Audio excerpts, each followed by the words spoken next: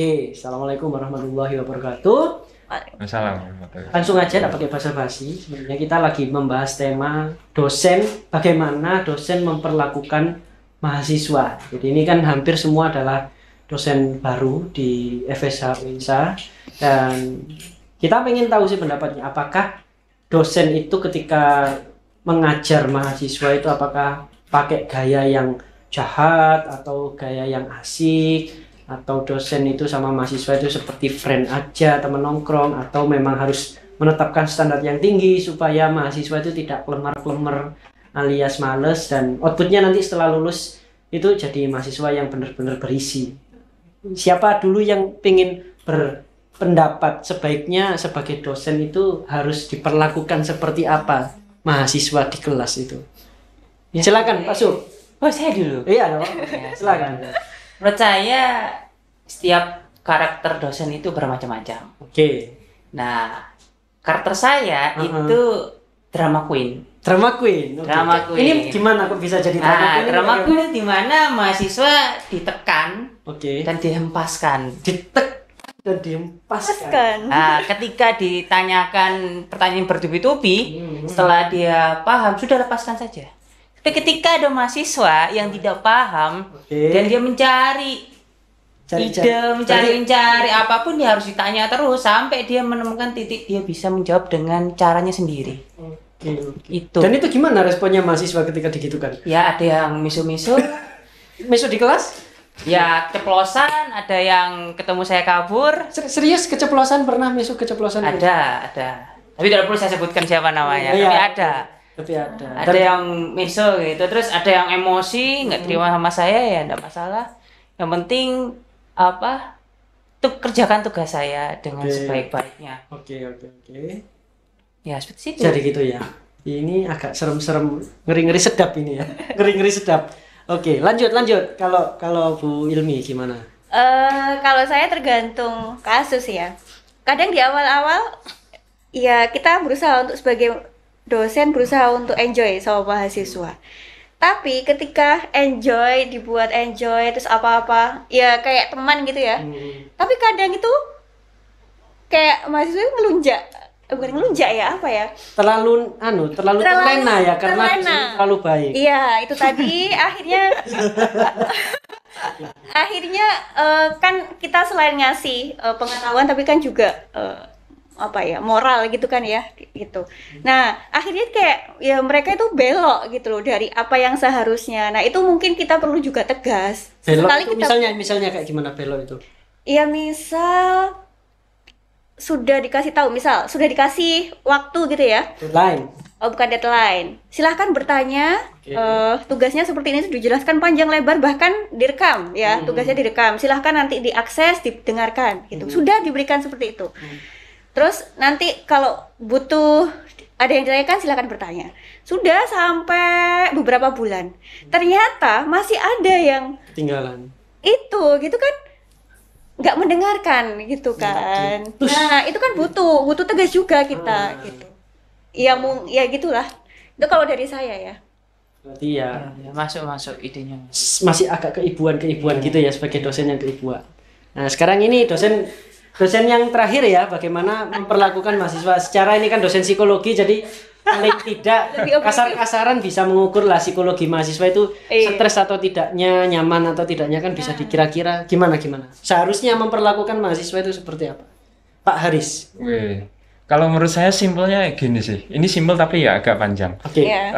Yang namanya pembelajaran itu menurut saya tidak harus keras, tidak harus lembut.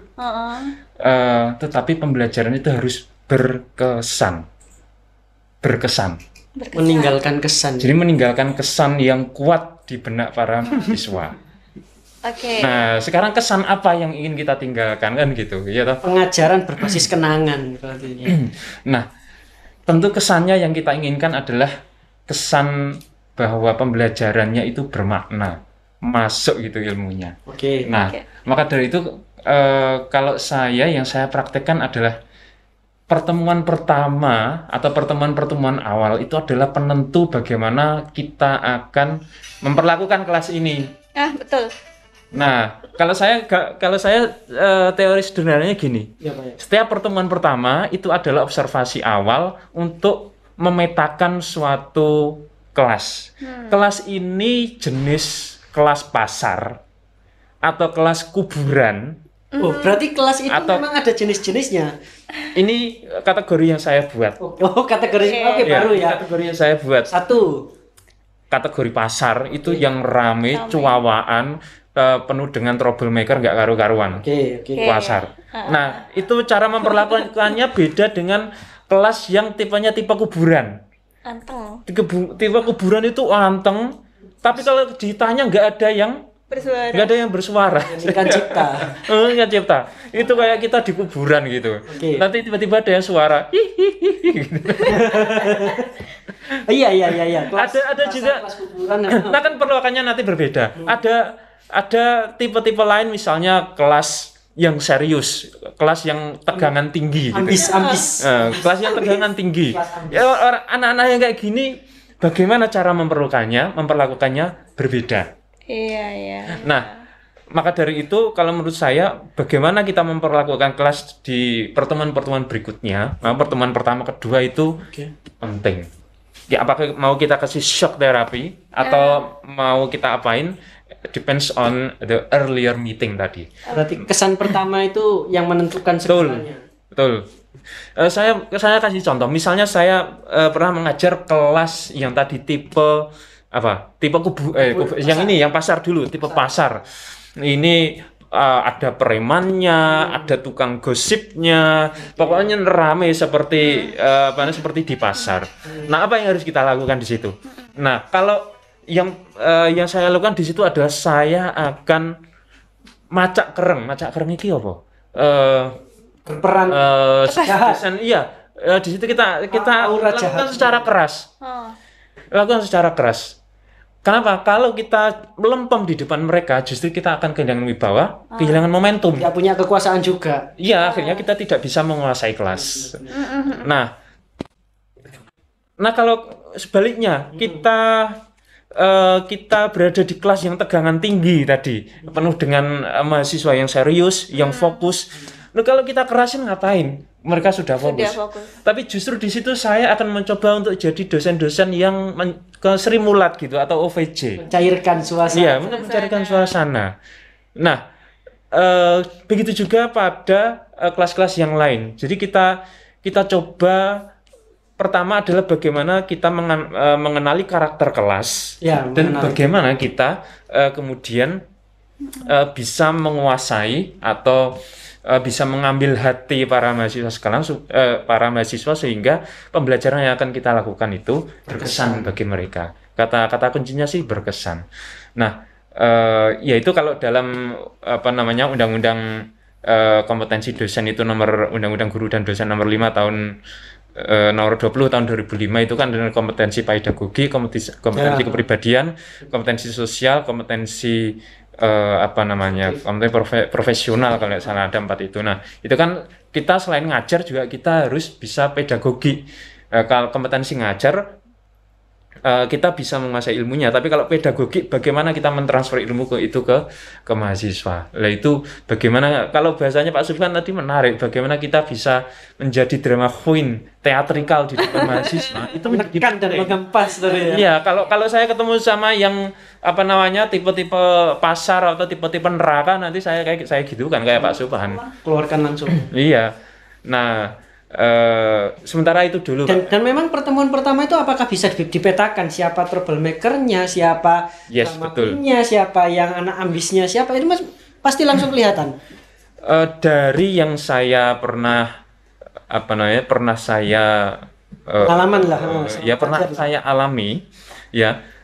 Itu bisa ketahuan. Ya mungkin termasuk jam terbang juga ya.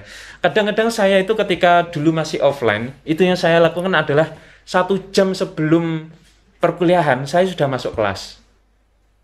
Saya duduk di kursi paling belakang. 1 jam? Iya, 1 jam sebelum perkuliahan mulai saya sudah masuk di kelas. Saya duduk kursi paling belakang. Saya mainan HP gitu. Terus kemudian Pak Sufyan paham ini. Itu kan mahasiswa datang kan terus mereka rame-rame sendiri. Itu ini mungkin arah-arahnya ke pasar atau mungkin mereka sibuk dengan kegiatannya sendiri-sendiri, ada yang baca buku, ada yang mainan laptop. Oh, ini mengarah yang ke tegangan tinggi atau datangnya telat-telat menjelang kurang 1 menit atau lebih 15 itu baru datang, itu kita jadi tahu gitu. Nah, terus kemudian ketika sudah waktunya baru kita dari belakang ke depan untuk mengambil alih kelas. Itu pertama kali pertemuan berarti, Pak? Ya, pertemuan pertama. Dan mahasiswa nggak tahu? Yang dengan sebagai dari sudah mencium dosenannya itu. Ya, kalau dari pengalaman saya kamuflasekan diri gitu supaya nggak kelihatan jadi dosen. Sampai pernah saya harus mengeluarkan kartu pegawai itu untuk menunjukkan ini loh saya dosen Anda. Saya buka sinau itu saya tahu siapa. Ya, hanya untuk meyakinkan kalau saya itu dosen di situ. Itu biasanya untuk yang tadi penuh dengan troublemaker yang nggak percaya, ini siapa sih kok tiba-tiba dari belakang ke depan mengambil alih kelas kayak gitu. Ya itu beberapa cara supaya itu mereka itu berkesan itu. Ternyata dosennya kayak gini. Jadi kalau pertemuan pertama itu syaratnya diam tanpa suara bergerak mengajar mahasiswa. Nah, itu juga belakang bisa kan itu. Dulu. Jadi itu kan offline. Itu kalau offline kan memang kejujurannya mahasiswa itu baru kelihatan ketika dosennya enggak ada. Benar-benar. Ya kan, karena iya kan jelas. Nah, kalau online? Nah, kalau online konsepnya sama online. Ya, Pak. Gimana? Ya, mic-nya jalan, zoom-nya jalan, lepaskan ya. Lepaskan, masuk. Pasti ada 1, 2 orang, 3 orang yang akan berbicara di situ, memancing. Hai, ngapain gitu. Langsung keluar. Hayo, kelas dimulai. Mari kita mulai. Baru. Nah, langsung sudah. Hampir mirip sih, cuma memang auranya kalau offline itu jauh lebih menyenangkan ya, karena detail-detail ekspresinya, geraknya. Kalau kamera kan, kalau online kan hanya terbatas kamera, dan kadang mahasiswa itu suka disembunyikan wajahnya cuma segini. Apalagi tutup video. Atau apalagi tutup video. Itu juga masalah sih. Ya, betul. Seperti itu. Oke. Yang mandu saya ya, yang mandu kan saya ya. Oh iya. Iya, tapi kan Anda Atau juga bisa punya mengalir. pengalaman. Oh iya, Anda. Kalau saya memang gini, karena jiwa-jiwa pendidik, maka kita lihat dulu dalam 1 semester itu kita lihat mungkin pasti ada 1 dosen atau 2 dosen yang settingannya adalah digas. Jadi memang dari awal selalu banyak tugas, serius.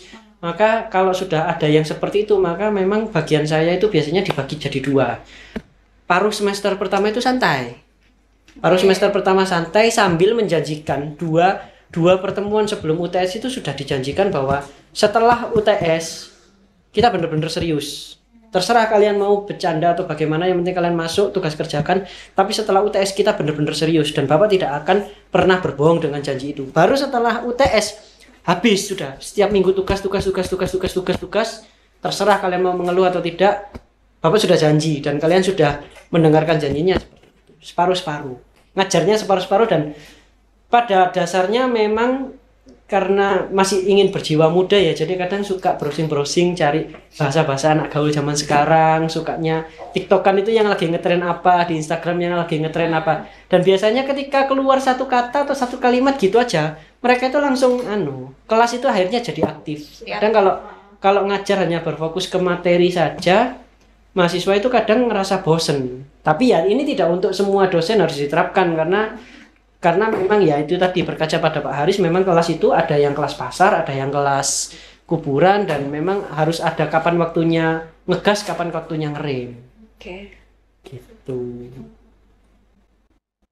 Ya itu sih kalau memperlakukan mahasiswa. Tapi selama itu tadi bagaimana memperlakukan mahasiswa. Apakah mahasiswa tiap prodi itu punya karakteristik yang berbeda-beda?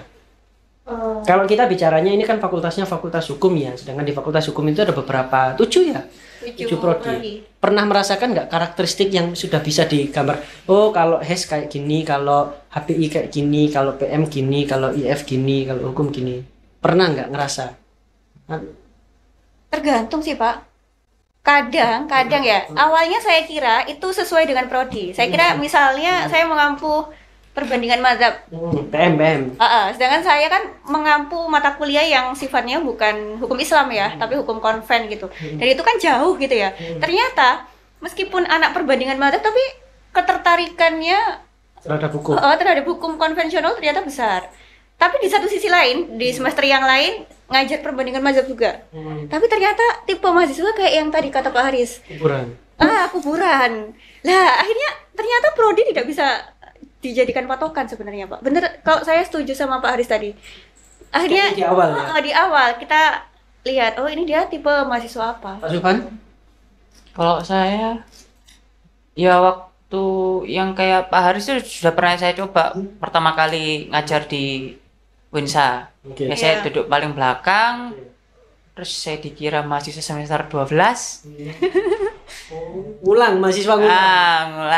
Terus ada mahasiswa-mahasiswi. Mas, ngapain Mas? Masih kuliah? Bentar, ini saya juga live ya, IG. Izin. Live IG. Halo, teman-temannya Bu Ilmi di live IG. Ada mahasiswa juga di situ. Ada mahasiswa. Gak apa-apa, boleh kita terbuka. Lanjut. Oke, lanjut. Sebagai mahasiswa semester 12 yang harus mengulang karena tidak lulus kuliah. Karena ngegas dosennya kamu ya. Bukan gitu, maksudnya saya datangnya lebih dulu karena ternyata kerjaan saya sudah selesai, datang ke kampus. Terus bingung aslinya, kelasnya mana? Ya sudah duduk aja. Ternyata benar ruangannya. Duduk dilihat sama mahasiswa-mahasiswi. Mas, semester berapa? Udah 12 ya gitu ya. Gayanya gimana itu? Ya enggak, pakai hem biru, sepatu biru, celana biru, ya pokoknya normal mahasiswa lah. Ya sudah duduk pojokan. Terus karena kan tidak tahu, saya saya bawa absen dosen. Nah, ketika saya keluarkan itu langsung ada yang berspekulasi belakang. Asdos, mateng asdos. Nah, tapi masih asdos. Nah, habis Mister Lolas langsung kenalkan nama saya Subhandriansyah. Dosen. Oke. Itu langsung mahasiswinya. Mohon maaf Bapak, mohon maaf saya. Ampun ya, langsung. Ngapain Mbak? Oh mohon maaf, kan itu kan sudah salahmu sama yang di atas. Saya sudah mengikhlaskan itu. Itu urusanmu sama dia. Urusan mengampuni urusannya di atas. Ya, kalau saya urusan saya. Ya, urusan saya. Ada di depan saya itu adalah menyelesaikan tugas saya, mengerjakan dan memotretkannya. Gitu. Oke. Nah, terkadang ada juga mahasiswa yang kritis gitu, tidak terima dengan metode pembelajaran dari saya. Ada beberapa, ya banyak lah. Dan Bapak metodenya klasik, mengepres mahasiswa sampai ada yang macam-macam. Ya ada yang nangis lah, ada yang marah lah, ada mahasiswa yang sampai nangis di kelas. Ada. Gara-gara apa? Pertama gini, Mbak, kuliah berapa tahun? 3 tahun. Terus nggak bisa mendesain sistem sederhana, nggak bisa Pak. Ngapain? Ya. Itu semester berapa berarti Pak? Macam-macam. 1, 3, 5, 6, ganjil lah. 1, 3, 5, 7 pernah saya lakukan itu. Saya pukul rata semuanya. Karena apa? Karena kelas yang saya ajarkan itu komputer. Komputer dituntut untuk mental yang kuat. Apapun modelnya, entah itu perempuan atau pria. Meskipun dia juga lagi sakit, pun dia harus bisa perform. Misalnya dia cuma sakit batuk, terus nggak mau masuk, mumpung ini online, silakan hadir di kelas saya tanpa harus menyalakan mic ataupun kamera. Cukup mendengarkan apa yang saya bicara. Daripada lihat TikTok, ya kan ya, joget-joget nggak jelas gitu. Lebih baik mendengarkan saya bercerita atau saya marah ataupun saya apapun. Intinya lebih faedah daripada unfaedah menurut saya. Terus yang nangis tadi gimana? Nah, yang nangis itu ya simpel aja, nggak bisa desain sistem, Mbak. Bisa apa-apa lah. Nggak bisa, Pak. Terus apa yang kamu lakukan? Ya, saya kuliah saja. Terus buat apa? Kuliah 3 tahun. Lebih baik nikah saja. Oke. Nah, terus buat apa? Kok kuliah itu investasi?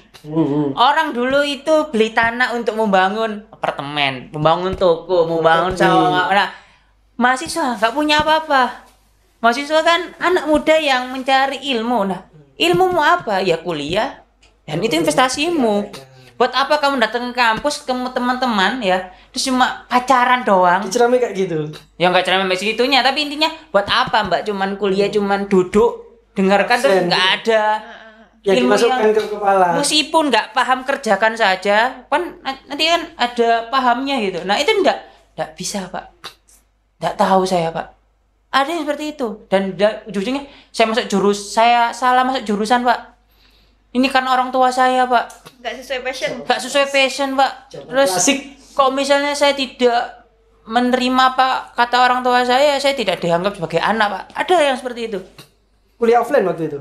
Ya offline, yang online juga ada. Jadi nanya beberapa mahasiswa ada yang seperti itu, ada yang, saya ini passion saya Pak, ngotot sampai ada yang menurut saya nggak sesuai, dia itu melawan dengan kata lain, Pak kayak gini Pak cara saya Pak. Ya udah menurut saya itu bisa dinegosiasi ulang ya, nggak apa-apa. Tapi ada mahasiswa yang itu tadi nangis.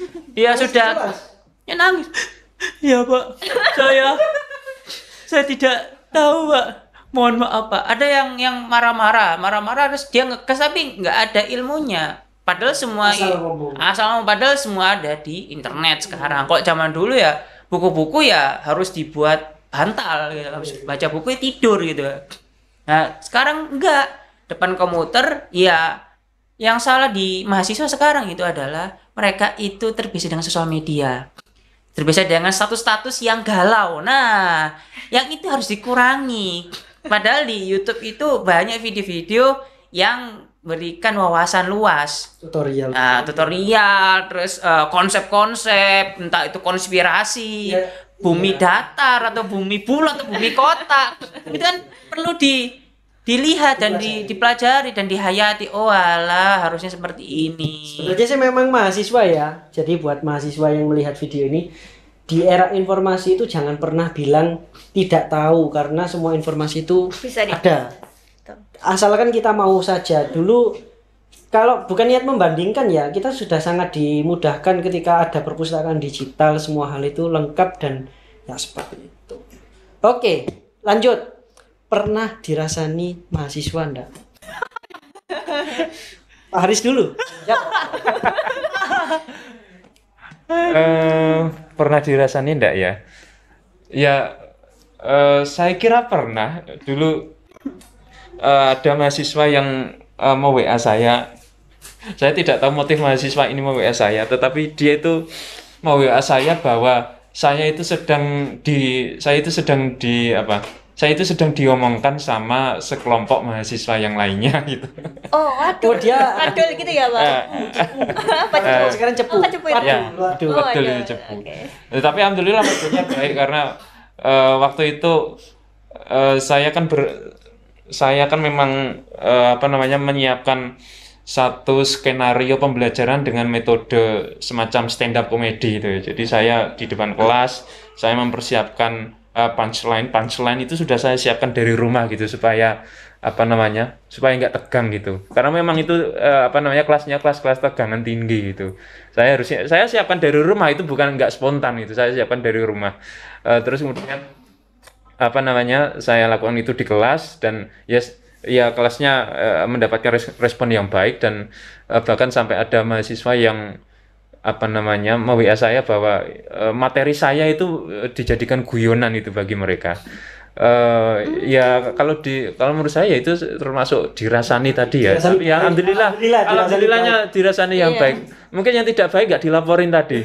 Karena saya juga pernah itu. Resiko nilai, Bos. Karena saya juga pernah ngasih tugas mahasiswa untuk tugas observasi. Nah, observasi kan macam-macam. Lah ini ada satu mahasiswa, dia melakukan observasi dan objek observasinya adalah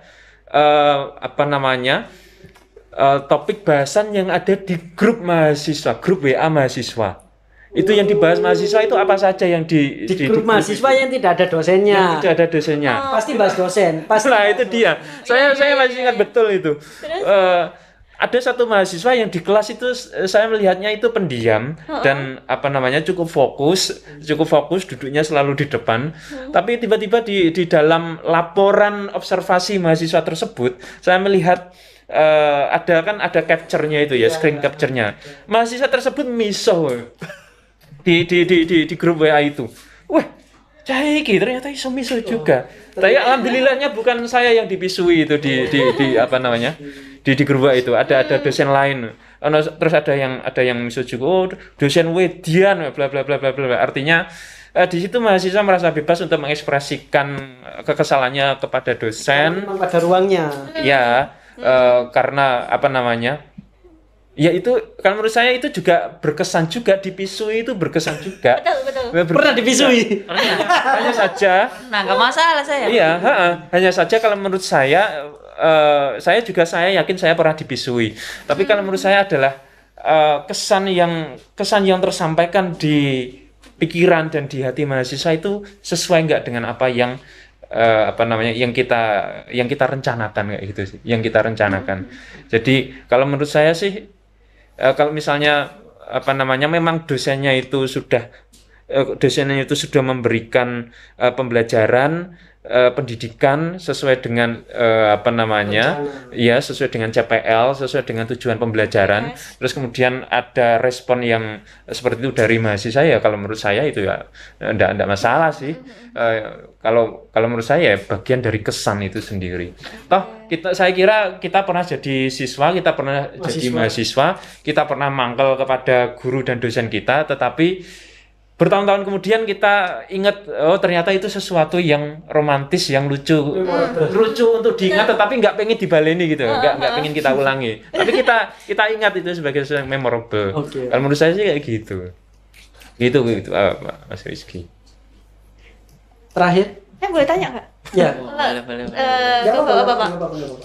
Kayak gini, kayak tadi kan Pak Haris bilang kan, kita mengajar sesuai target CPL, misalnya RPS, atau misalnya yang gayanya Pak Subhan tadi sebenarnya mungkin karena Pak Subhan lulusan teknik gitu ya, gitu. Mungkin pengennya Pak Subhan itu memberi gambaran ke mahasiswa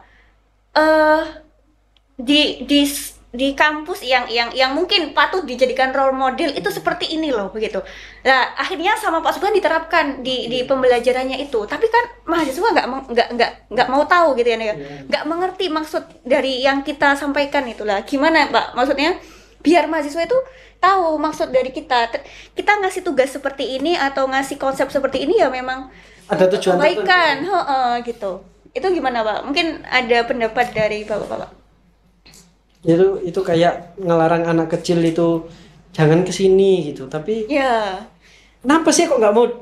Itu sama seperti anak kecil sebenarnya, konsepnya kayak mahasiswa pun dibilangi di tempat kerja itu nanti akan lebih kejam daripada ini, tapi mereka tetap tidak akan tahu karena mereka belum mengalami. Dan ada tipe-tipe orang yang bisa diberitahu hanya dari lisan atau dari omongan, ada yang harus mengalaminya sendiri. Jangan main lilin nanti panas, tapi tidak percaya, ya sudah silakan main lilin, kalau kamu panas baru dia belajar. Nah, itu juga masih problem ya, ketika kita juga tidak tahu ya kenapa kok sekarang saya jadi orang tua seperti seperti ini ya kayak gitulah. Intinya memang seperti itu. Jadi memang harus sering-sering sabar sih. Jadi pengajar itu, pendidik itu memang sabar sih, karena kalau kita nggak sabar juga, kalau mahasiswanya sudah nyerah dan gurunya nyerah, selesai. Tapi kalau mahasiswanya nyerah tapi gurunya masih belum nyerah, ini masih bisa diselamatkan gitu loh. Kalau saya sih kayak gitu. Pak Sub, Pak Haris, Haris aja. Bagian terakhir takut panjang. Ya, kalau itu sih kembali ke tadi ya, kita mengenali karakter kelas. Walaupun sebenarnya ini karakter kelas itu tidak ideal. Karena kalau secara teori psikologi ya, kita mengenal karakter itu tidak cuma karakter global kelas, tapi karakter individual per mahasiswa atau persiswanya. Tapi itu kan proses yang panjang. Sedangkan kita ketemu aja satu minggu cuma 2 SKS. Tidak mungkin kita bisa mengenali personal orang per orangnya. Ya, jadi kita globalnya karakter kelas seperti apa. Nah, kembali ke karakter kelas tadi ya. Kalau menurut saya bagaimana kita memberikan pemahaman mahasiswa, misalnya terkait dengan tugas yang akan diberikan, supaya tugas itu bisa maksimal, bisa optimal. Kalau bisa optimal gitu aja ya. Kembali ke karakter kelas. Ini kelasnya kalau kelas yang bisa diajak mikir, ya ini mahasiswanya itu bisa diajak mikir, bisa diajak diskusi, maka saya akan jelaskan bagaimana kok tugas ini bisa muncul, kenapa kok tugas ini bisa muncul, terus kemudian apa yang Anda akan kuasai dari tugas ini. Itu kalau kelasnya bisa diajak mikir. Tapi kalau kelasnya bukan kelas yang bisa diajak mikir, akan saya balik. Saya akan saya lakukan secara otoriter. Kamu mau lulus, kerjakan ini. Kalau kamu tidak mau ngerjakan, ketemu lagi dengan saya tahun depan dan kamu tidak akan lulus lagi ya gitu misalnya. Nah, baru kalau misalnya itu pada kelas-kelas yang tidak bisa diajak diskusi, nah itu tugasnya sudah dikerjakan. Saya cek tugasnya, misalnya tugasnya ada yang bagus, saya diskusi di depan kelas, ini tugas ini bagus, saya jelaskan kayak gini, dari kebagusan, keunggulan tugas itu, supaya itu bisa menjadi insight bagi mahasiswa lain di kelas itu. Nah dari situ baru saya kira mahasiswanya bisa diajak mikir gitu. Jadi tinggal pinternya bolak-balik dosen aja sih kalau menurut saya. Terakhir Pak Su. Kalau saya sih Closing statement. Kalian. Kalau saya itu lebih kombinasi. Jadi mencampurkan antara kondisi, karena anak zaman now itu menurut saya itu nggak selalu ramai, nggak selalu kuburan, maksudnya diam, nggak selalu. Tergantung momentumnya. Kalau misalnya ada yang kena pancing, dia akan bersuara dan akan seperti gelombang kosinus atau sin atau cos itu atau tangan ya. Ini. Ya. Titik matematika gitu. Terus karena saya lulusan teknik, jadi kelas saya selalu keras. Kadang di awal ya tanya kelebihannya apa, kekurangannya apa, itu berfungsi untuk ini anak bisa ngegas, ini anak nggak bisa ngegas. Nah, itu kelihatan. Nah, ketika di pertengahan itu dikeraskan. Ketika di akhir baru di blow up. Alasannya kenapa seperti ini, seperti itu. Kalau misalnya tidak paham, ya akan rasakan nantinya. Tuh. Nah, moto yang selalu saya pegang itu dari almarhum ayah saya adalah keraslah pada dirimu sendiri. Jika tidak, maka orang lain akan keras pada dirimu. Atau kehidupan juga akan keras pada dirimu. Nah, itu mahasiswa. Betul, itu sekali. Oke, ya baik. Bijaksana sekali ya dari dosen kita yang satu ini sebagai closing statement. Mantap. Jadi, ya ini adalah video pertama kita tentang obrolan-obrolan. Jadi teman-teman mahasiswa yang punya pertanyaan atau punya mengajukan tema supaya kita dibahas bareng-bareng, atau mahasiswa. Jadi di fakultas kita sekarang sudah punya studio, sehingga kalau teman-teman mahasiswa mau ikut podcast atau ngobrol, punya tema-tema tersendiri, silakan lapor ke dosen-dosen yang ada di kampus untuk diagendakan jadwalnya. Gitu, baik. Terima kasih sudah menonton dari awal sampai akhir. Jangan lupa like, komen, dan subscribe. Komennya yang banyak kalau bisa. Sampai jumpa di video selanjutnya. Waktu di kelas suka merangkum, waktu rapatan juara 1. Assalamualaikum warahmatullahi wabarakatuh. Waalaikumsalam warahmatullahi wabarakatuh. Close.